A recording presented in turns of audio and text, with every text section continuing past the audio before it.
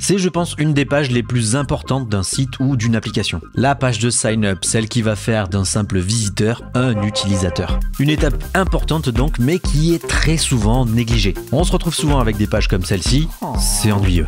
Mais alors pourquoi, alors qu'un utilisateur est sur le point de signer un contrat avec une application, on l'accueille avec un formulaire froid et impersonnel? Alors aujourd'hui, je vais te montrer quelques tips pour créer une expérience de sign up beaucoup plus agréable et qui ne fera pas fuir tes futurs utilisateurs.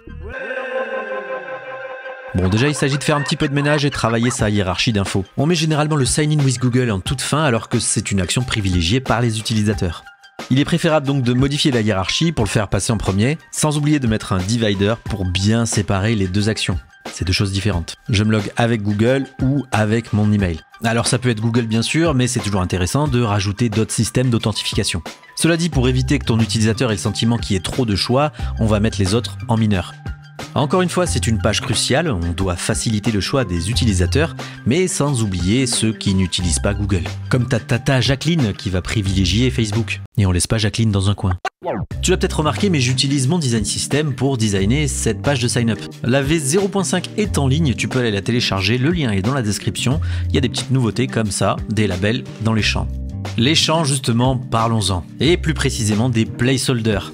Je parle bien sûr du texte qui se trouve dans un champ quand il n'est pas rempli. Je vois encore beaucoup trop de placeholders impersonnels. Du genre, entrez votre email, entrez votre nom, ou même des fois juste email. Bon, on est d'accord, ça fonctionne, mais personnellement, je préfère mettre des exemples. Comme ici avec John Doe, le no-name par excellence. Alors oui, je sais, j'ai mis John Doe, c'est pas très original, mais dans l'idée, c'est de dire que tu peux mettre quelque chose de personnalisé par rapport à ton site. Bref.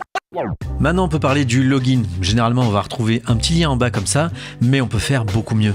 Comme je te l'ai dit, il y a du nouveau dans mon design system, notamment des navs et des tabs, et on va s'en servir justement pour switcher de sign up à sign in. Pour ça, on va se créer une tab classique qu'on va venir placer tout simplement en dessous de notre divider. Bon, ça commence à avoir une bonne tête, mais maintenant il faut gérer ses wordings parce que oui, on ne peut pas appeler une page sign up. Ça suffit pas.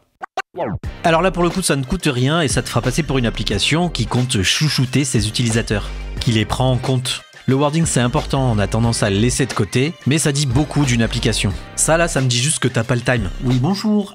Alors c'est ici pour l'inscription pour le badminton. Signe. Ce qu'on s'applique dans la vie, il faut aussi se l'appliquer en web design, genre la politesse. Je rajoute aussi un sous-titre invitant les utilisateurs à rejoindre cette plateforme. Pour l'exemple, je me suis dit qu'on était sur une plateforme de blogging. Et enfin, je rajoute quelques informations sur certains de mes labels, toujours dans l'objectif d'être plus clair. Ok, maintenant voyons voir si on compare. C'est déjà bien mieux. C'est mieux, mais il manque encore quelque chose de super important. Est-ce que tu l'as vu? Tu l'as remarqué? Je te pose la question parce qu'on le voit rarement sur les pages de sign-up. En fait, ce qui manque, c'est des arguments. Oui, rappeler à ton utilisateur pourquoi il est là, pourquoi il doit s'inscrire sur ton application. Ok, il est déjà probablement passé par ton site, mais il faut toujours accompagner un utilisateur tout le long de son parcours. Pour ça, on va utiliser cette zone pour lui afficher des arguments qui le feront cliquer sur Sign Up.